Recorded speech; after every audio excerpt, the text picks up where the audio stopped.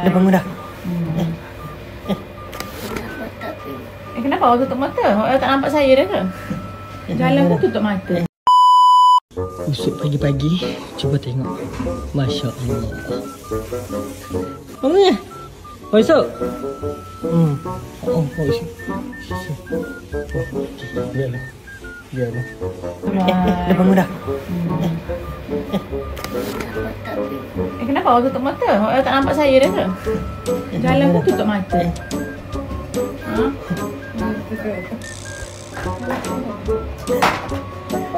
Tidur pula. Hello. Bangun. Apa dia salam belas tidur pula? Gitulah korang.